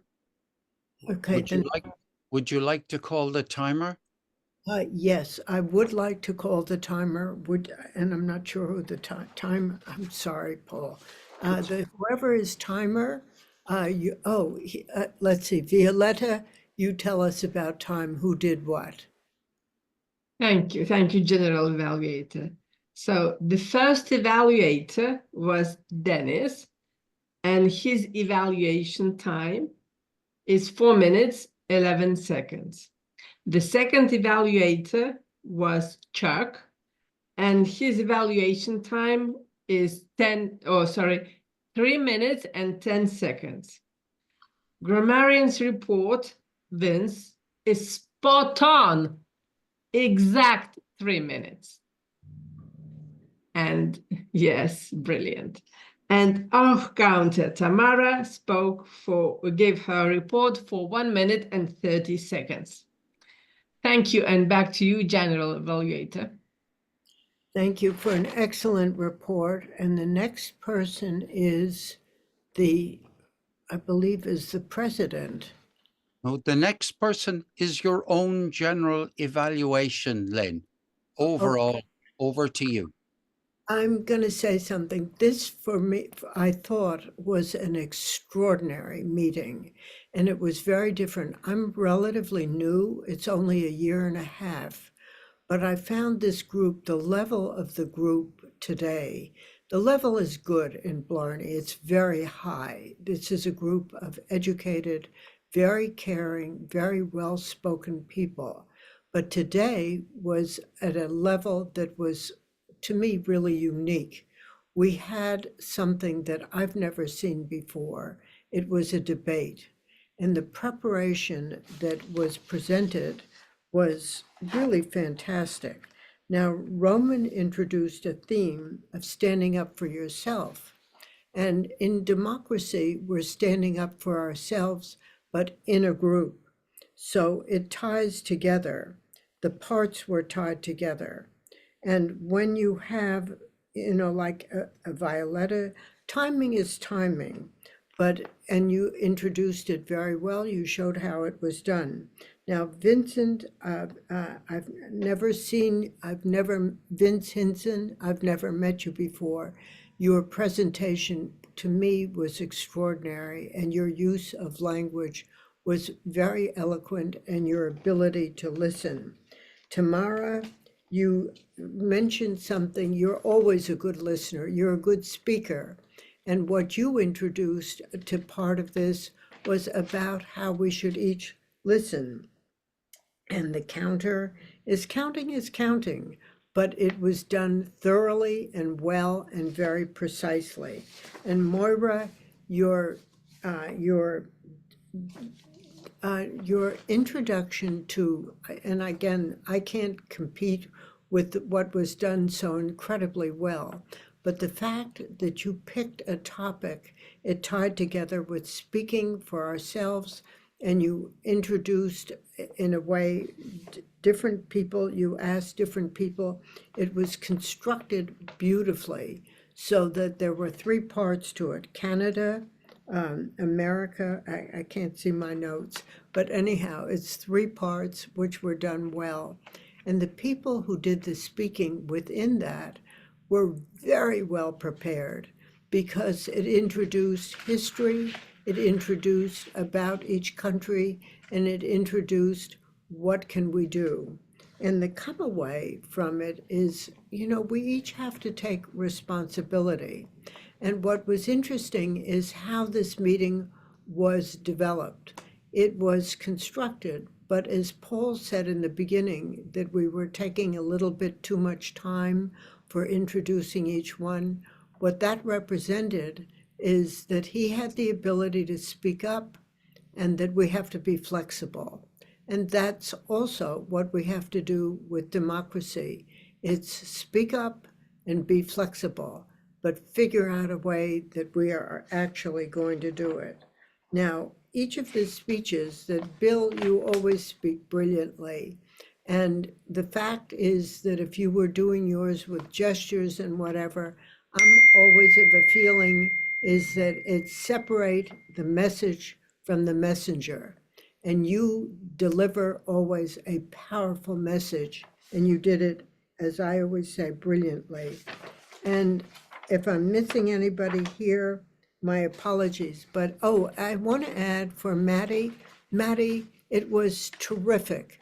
Your questions illuminated in a very pragmatic way what are the issues, and asked in a way that was a challenge and gave depth to the answers without being intimidating, so that whoever answered it could do it with grace. I thought this was, even though there were a lot, and Vicky, I think your answers, I don't know you, I think your answers were fabulous. And each of the people here who contributed did a beautiful job. And I hope from my personally, I hope you all come back, because I felt privileged to be amongst you all. I don't know whether I should add something personally like this, but it was a very great meeting. And I apologize for not handling my role well. I'm thinking, okay, I hadn't printed out the thing. I just printed it out before and I didn't see it too well. So thank you for your tolerance of me. And I thought it was wonderful.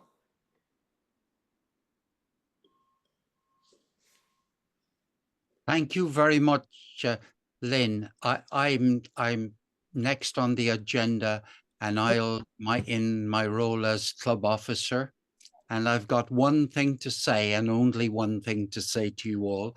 The next meeting of the club will be in 2 weeks' time, on the 22nd of April, and I'd like to invite you all back to that meeting. And I now would like you to welcome our great president, Denis Murphy. Thanks very much, Paul. Again, thanks very much to everyone for everyone's contribution to what was an absolutely fantastic meeting here tonight on Blarney Toastmasters Online Club.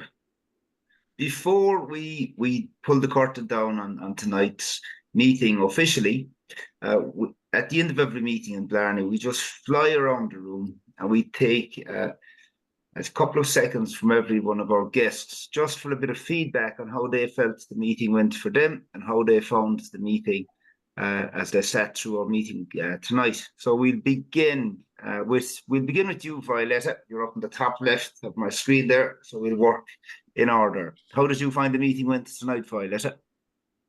That was a very great meeting for me. Very many different and very interesting information. I did really enjoy the panel discussion and heard different points that I haven't heard before, and it broadened my knowledge on the democracy and its roots.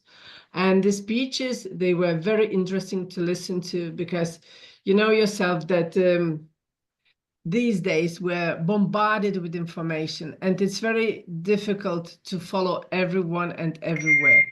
So I did really enjoy it. This was like an eye-opener to me. Thank you very much for inviting, and I do really come back to your meetings as a guest. Thank you. Very good. Always welcome on Blarney, Violeta. Thank you.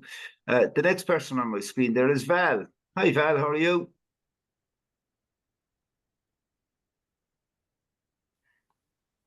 Yeah, thanks for inviting me, Paul. It's great to be invited to your meetings. It was a big meeting tonight. I find it quite difficult when there's so many people there because you can't see them all on the screen. And the other thing I would say is that I tried to find you on Easy Speak to enter the meeting, and you don't seem to be on Easy Speak these days. Oh, we most certainly are on Easy Speak UK and Ireland version. Oh, I looked there and I clicked on all meetings and it didn't say Blarney at all. Well, if you go to club, search for club and go that way, you'll find us. Oh, well, anyway, I got here because Paul always keeps me informed. He's a very friendly guy. Excellent. And thank you, Val, and thanks for being with us again tonight. Great to see you. We'll move along. Timothy Green. Hi, Timothy. How are you? I'm good. I don't think I've ever been to a normal Blarney meeting. I've been to this one. I was at your special anniversary one. I've been at a couple of special things. I want to go to a normal one day. I enjoy the energy here. Yeah, and excellent. The night was very good. I think the easy answer to that, Timothy, is that there is no such thing as a normal meeting in Blarney. They're all fun, all action. So it's great. You're welcome anytime, Timothy. We look forward to seeing you again very soon. We'll move over to Canada now, to Rob Peck. Hi, Rob.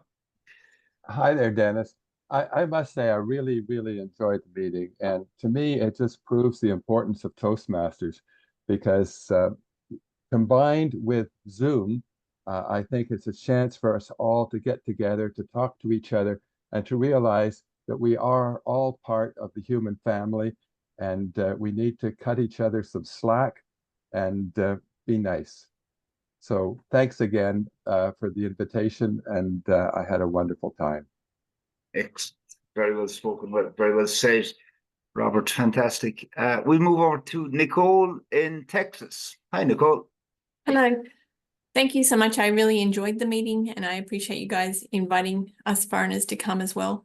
I'm with a progressive club in Dallas, but it's nice to get some other input because we're definitely in a Republican area. So it's nice to get some other input from other folks, and I'm leaving feeling much more positive and that we're not alone, and keep motivated and do the right thing, like Bill said. Absolutely. Thank you so much. Very good. And you're never alone, Nicole. We look forward to seeing you again soon too. Next up on my screen there is Vince. Hi, Vince.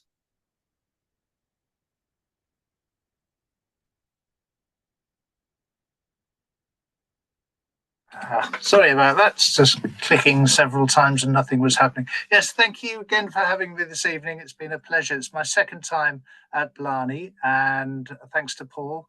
It's great. I was allowed to give a speech last time, and this time I just wanted to give something back by taking on a role. It was very enlightening for me to see such a panel as part of a Toastmasters meeting.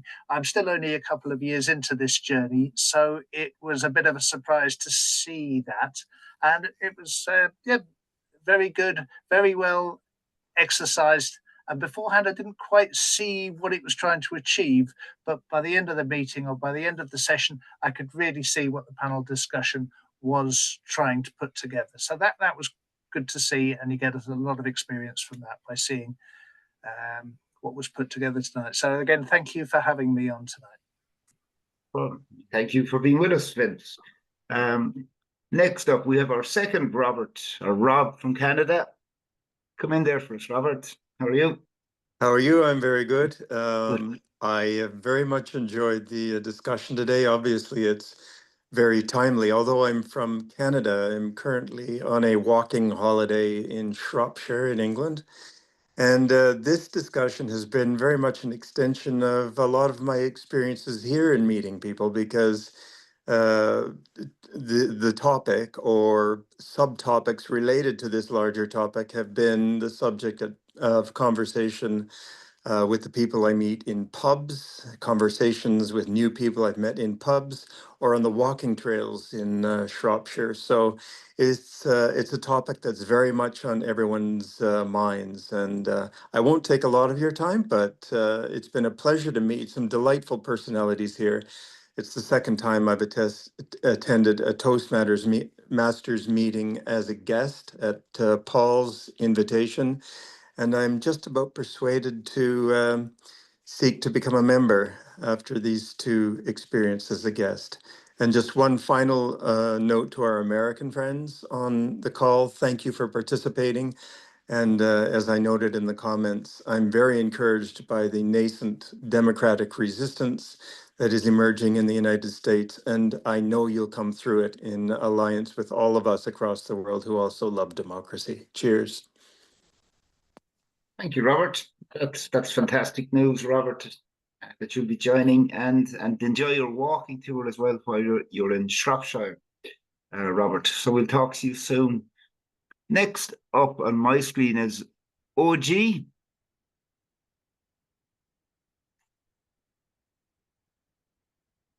Hello, OG. 104% tariffs are set to go into effect on China at midnight. The White House says China wants to make a deal, but they don't know how to get it started. What is the government of China saying, and how will these massive tariffs impact the overall? Hello, OG. Dennis, I don't think OG will be able to speak. Maybe not. I think there's a television or something on in the background as well, Paul. So we'll move along. Gita. Hi, Gita.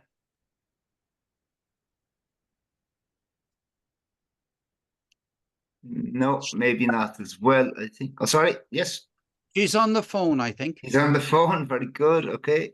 Who have we got left? We've Venice Rowe in the UK. Hi, Venice.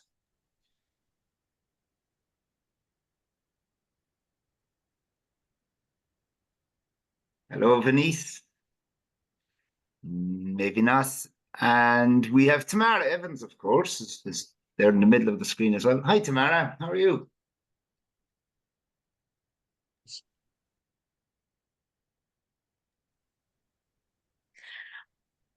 I'm fine, thank you.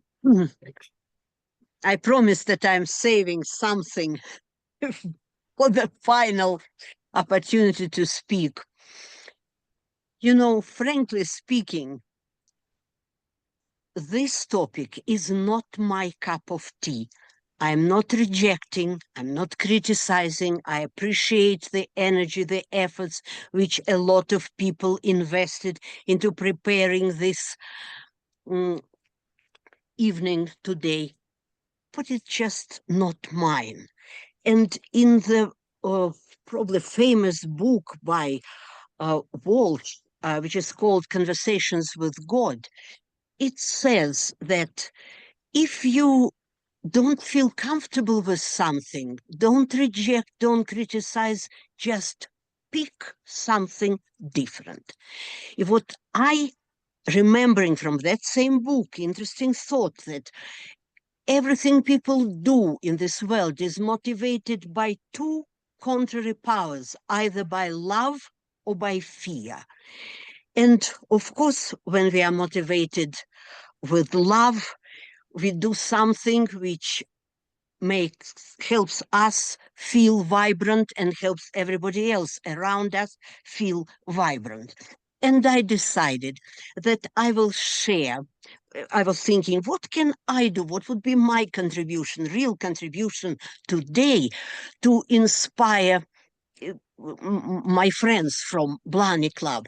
And I thought that I will share a little poem which I wrote thanks to inspiration from Paul, who invited me to participate in this project, A Month of Poetry. Every day you're supposed to write a poem in April, 30 days. And I started thinking in advance, what if I won't be able to write every day? I better have some cushion, what I started before.